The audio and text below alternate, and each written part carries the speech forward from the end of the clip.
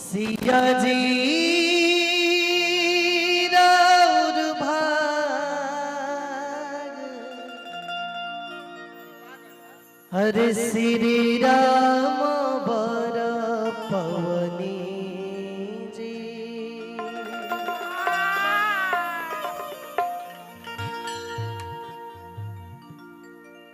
और अपना बढ़िया जगह साउंड बाजता अंकित साउंड पड़ श्री राम बर पवनी जी घनी घनी हो सिया जी राउर भाग श्री राम बर पवनी जी।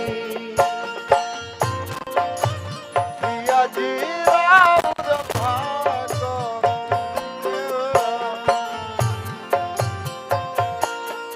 रह जुग जुग अरे हो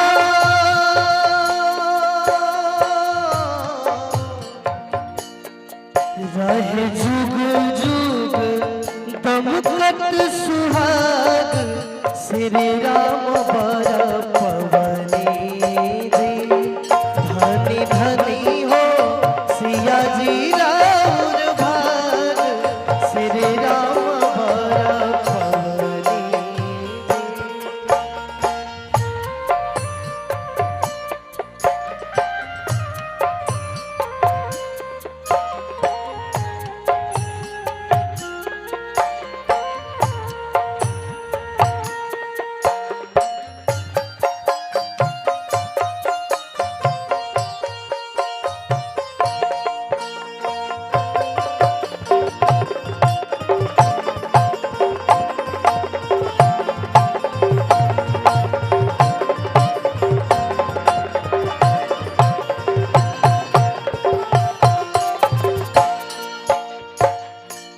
आज के लोग बस कहते हैं कि भोजपुरी बहुत गंदा हो गया है। कहता है ना सब लोग भोजपुरी गोली मारा बहुत गंदा है। किसी के अंदर 10 मिनट धैर्य नहीं है कि बढ़िया गीत सुन ले। गलत कह रहे हैं तो बताइए। केहू के अंदर धैर्य नहीं है कि बढ़िया गीत होता ओकरा के सुन लिया। काऊ पक्ष में आदमी आइल बा बारात में लड़का लड़की के मंगल गावे खातिर मंगल गवाई ओकरा बाद बंदा छोकबे करी रात भर। राजा दशरथ जी बारात साजी अइले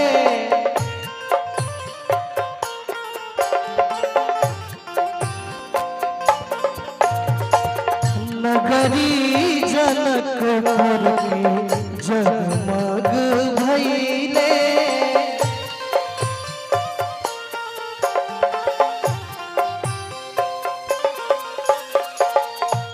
आज सत्यम भैया के पिताजी मुकेश चाचा राजा दशरथ जी के पद पे हैं।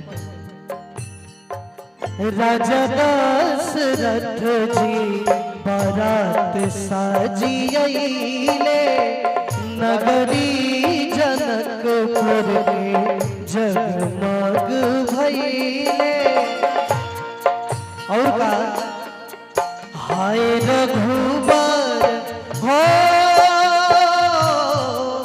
हाय रघुबर भराई शुभ मांग हाय रघुबर भराई शुभ मांग श्री राम बर